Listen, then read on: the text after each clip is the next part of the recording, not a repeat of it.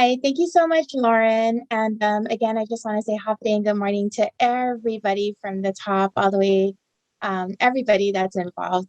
Um, so here, let's see. Our slide should be popping up. Okay, good.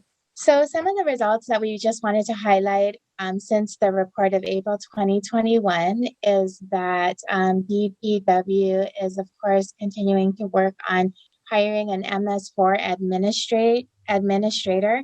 That is a municipal separate storm sewer system administrator. It is a brand new position within the government of Guam, but it's something that is really going to add value to the services that we can provide. Additional public outreach efforts on the importance of stormwater drains is ongoing.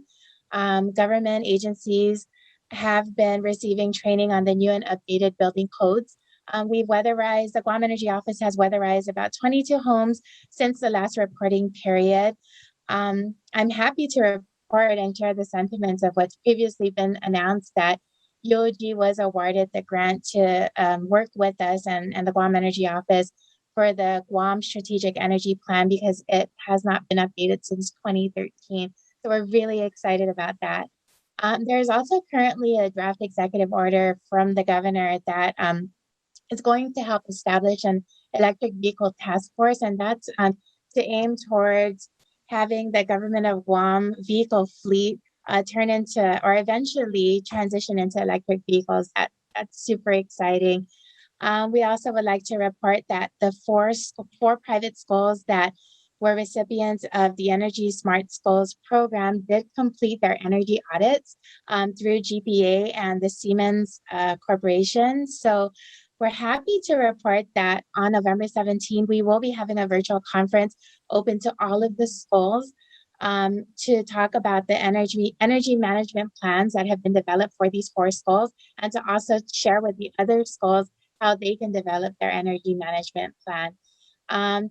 Vince has shared that DPW does have the billboard design that was designed by their interns through the DYA and GDOE program over the summer. And finally, GRT received some funding to update the strategic transportation plan. Some expected results by April 2022 is hopefully we'll have that MS4 administrator on board. We're also happy to report that the building permit center is going green. So it's currently under review by the AG's office to establish a digital online process, which is going to help, save with some paper and add for a greener Guam. We hope to have more homes weatherized. We are currently weatherizing Ironwood Estates up in Derrida. And why that's important is that we got approval by US DOE to be able to switch out their air conditioning systems are the central units. And so those are energy sucking, and we got approval to pull that out and give them some split units. So we're really happy about that. We're also hoping that by April, the energy electric vehicle task force will be implemented. We'll report about the outcomes on the Energy Smart Schools virtual conference by then. Let's see. Vince should have been completed working with GDOE Federal Programs Office to hopefully fully fund the billboards for the anti-litter campaign. GRTA will hire a consultant to lead the updating of the strategic transportation plan. And super exciting, Selva Bauta says that the mobility on demand for public transportation app should be up and running, hopefully.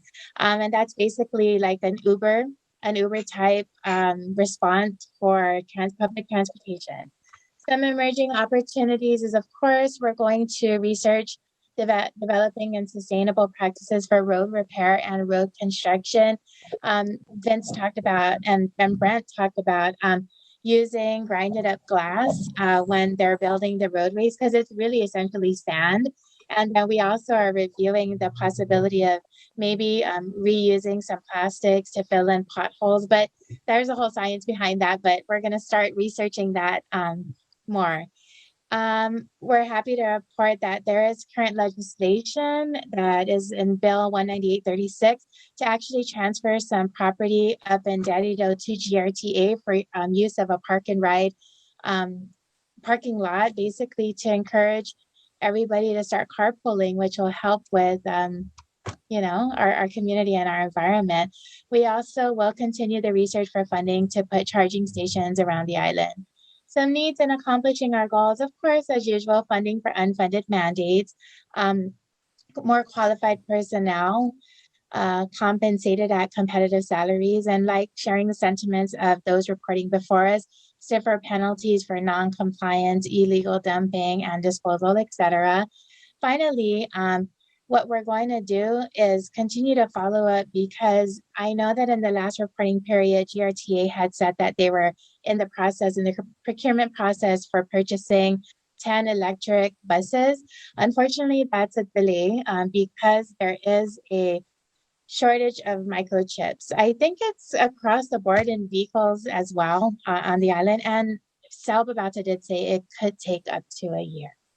So we're just hoping to continue to follow up actively and try to get that moving along. So that's our report. Lauren, thank you so much for your guidance, and thank you, everybody.